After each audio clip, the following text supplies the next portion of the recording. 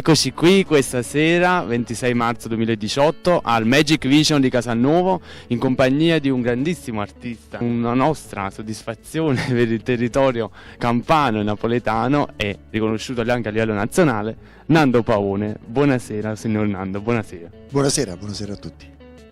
Ci racconta un po' del suo personaggio all'interno di questa commedia, Don Chisciotte. Sì, sono appunto Don Chisciotte, un Don Chisciotte nuovo, diciamo un tantino più moderno, nel senso che Maurizio De Giovanni lo ha ambientato nel dopoguerra e non nel Seicento come Cervantes, conservando nei personaggi di Don Chisciotte e di Sancho Panza, che è interpretato dal grande Peppe Barra, le caratteristiche di questi due personaggi. Tutti conoscono Don Chisciotte per essere quello lì che combatteva contro i mali del mondo, anche un po' immaginandoseli, e Sancho era quello che cercava sempre invece di riportarlo con i piedi a terra. In questo caso questo Don Chisciotte che faccio io è alle prese con una Napoli distrutta dalla guerra, e quindi la quale guerra ha distrutto anche le caratteristiche proprio umane dei personaggi che lui incontra, e quindi sono tutti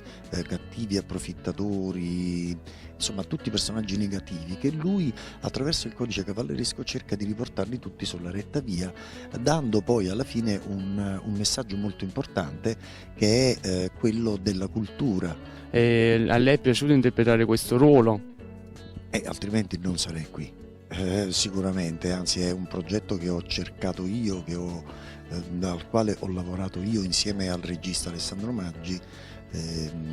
Insieme abbiamo impiegato 3 anni per realizzare questo progetto, quindi sono molto molto felice di interpretarlo. Lei che rapporto ha con il signor Peppe Barra? Certo, abbiamo un ottimo rapporto, perché intanto c'è da parte mia nei suoi confronti una stima enorme, perché Peppe Barra lui è un grandissimo erede, un grandissimo portatore sano di tradizione napoletana.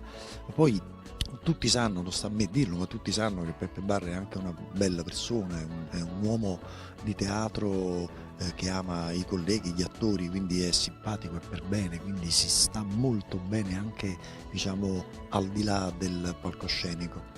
E così anche con tutto il resto della compagnia. Vorrei citare Lello Serao, vorrei citare Luca Saccoia, Biagio Musella, Manuela Tondini e Michele Di Siena. Invece per quanto riguarda il suo sodalizio con Vincenzo Salemme, che è partito insomma sin da fine anni 80, 90 con L'amico del cuore, per poi più recentemente È fuori nevica, anzi ancora più recentemente è appena uscito nelle sale Una festa esagerata. Quindi ci racconti un po' il rapporto, la sua amicizia con Vincenzo Salemme, che persona è?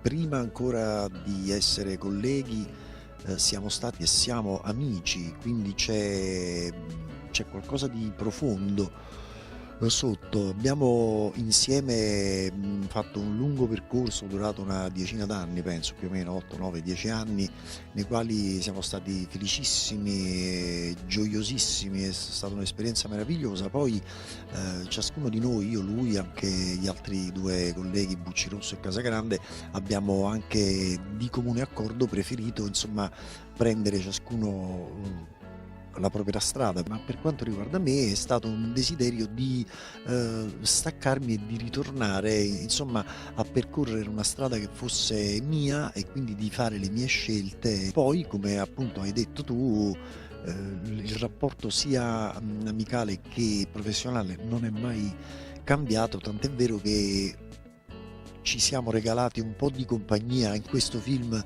Una festa esagerata. Quindi progetti futuri oltre al film che è nelle sale attualmente, poi dove la troveremo? E mi troverete a più breve scadenza al Napoli Teatro Festival con un monologo di Gogol, Il diario di un pazzo, con la regia di Alessandro Maggi. Girerò anche nella stagione successiva insieme a questo Don Chisciotte, che riprenderemo anche nei teatri dell'anno prossimo, 2018-2019. E rivolga il suo saluto più affettuoso agli amici e lettori di Street News. Beh, cari amici, che vi posso dire? Io tutto quello che vi posso dire è: andate a teatro, andateci, e godete del piacere di spegnere per 2 ore i telefonini. È veramente, alla fine delle 2 ore direte: porca miseria, ce l'ho fatta, ho spento il telefono per 2 ore. Provateci, è bellissimo. Grazie mille, signor Nando Paone, e in bocca al lupo per lo spettacolo di questa sera. Grazie a voi tutti, arrivederci. Grazie.